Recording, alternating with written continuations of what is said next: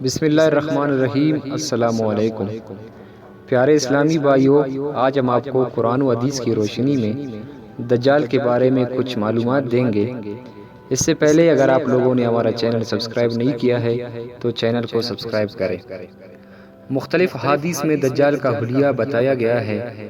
ان تمام کو سامنے رکھنے سے دجال کا جو حلیہ سامنے آتا ہے وہ یہ ہے کہ دجال ایک جوان مرد ہوگا، دراز قد اور ایک آنکھ سے کاڑا ہوگا، اور کاڑی آنکھ ایسی ہوگی جیسے پھولا ہوا انگور ہو، جبکہ اس کی ایک آنکھ خون آلود ہوگی۔ اس کا سینہ چوڑا اور ذرا سا اندر کی طرف دھسا ہوا ہوگا۔ دجال کی پیشانی چوڑی ہوگی اور دونوں آنکھوں کے درمیان کافر یعنی کافر لکھا ہوا ہوگا، جسے ہر مسلمان پڑھ سکے گا، چاہے اسے پڑھنا آتا ہو یا نہ آتا ہو، اور اس کے بال گھنگریالے ہوں گے۔ دجال کے نکلنے سے پہلے دنیا کی بہت بری حالت ہوگی، جیسا کہ احادیث مبارکہ کے مضامین سے پتہ چلتا ہے کہ اس کے نکلنے سے 3 سال پہلے ہی دنیا میں عام قحط پھیل جائے گا۔ پہلے سال آسمان 1/3 بارش اور زمین 1/3 پیداوار روک لے گی۔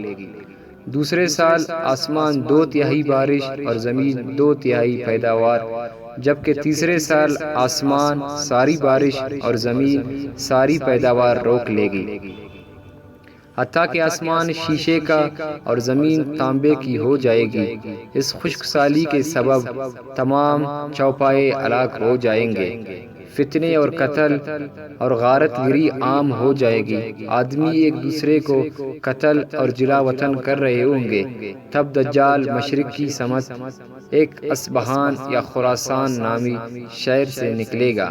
غذائی قحط کے علاوہ علمی اور روحانی قحط بھی برپا ہوگا۔ دین کے سلسلے میں لوگ میں ضعف پیدا ہو چکا ہوگا، علماء اور دیندار لوگوں کی قلت ہوگی۔ دجال زمین پر 40 دن رہے گا، جن میں سے ایک دن 1 سال کے برابر، ایک دن 1 ماہ کے برابر اور ایک دن 1 ہفتے کے برابر، جبکہ باقی ایام سال کے عام دنوں کی طرح ہوں گے۔ اس مدت میں دجال اپنے گدھے پر سوار ہو کر ساری دنیا کا چکر لگائے گا۔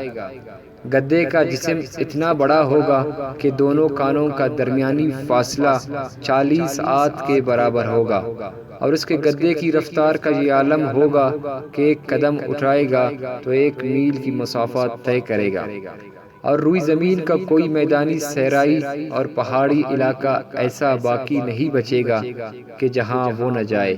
البتہ مکہ مکرمہ اور مدینہ طیبہ پہ فرشتوں کا پہرا ہونے کی وجہ سے ان میں داخل نہ ہو سکے گا، بلکہ مدینہ کے باہر دلدلی زمین میں پڑاؤ کرے گا، اور مدینہ پاک میں زلزلے کے 3 جھٹکے آئیں گے، جس کی وجہ سے ہر کافر اور منافق مدینہ سے بھاگ نکلے گا اور دجال سے جا ملے گا۔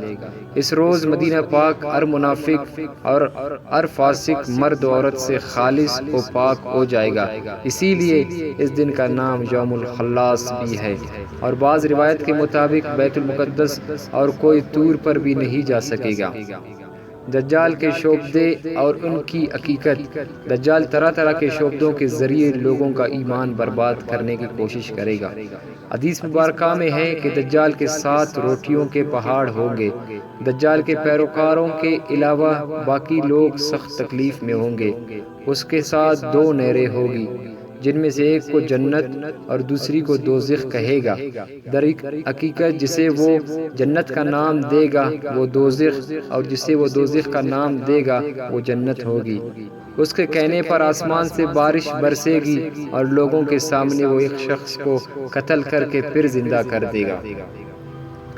دجال کی فتنوں کی وجہ سے اہل ایمان سخت پریشانی اور تنگی کے عالم میں بھاگ کر دخان نامی ایک پہاڑ میں پناہ لیے ہوں گے، لیکن دجال ان کا پیچھا کر کے پہاڑ کا گھیرا کر لے گا۔ اہل ایمان سخت بھوک اور تکلیف میں مبتلا ہوں گے۔ تب اللہ پاک حضرت سیدنا عیسیٰ علیہ السلام کو نازل فرمائے گا۔ حضرت سیدنا عیسیٰ علیہ السلام کو دیکھتے ہی دجال ایسے گلے گا جیسے پانی میں نمک گلتا ہے، اور آپ علیہ السلام دجال کو مقام لد پر قتل کرے گا اور اس کے پیروکاروں میں سے کسی ایک کو بھی زندہ نہ چھوڑے گا۔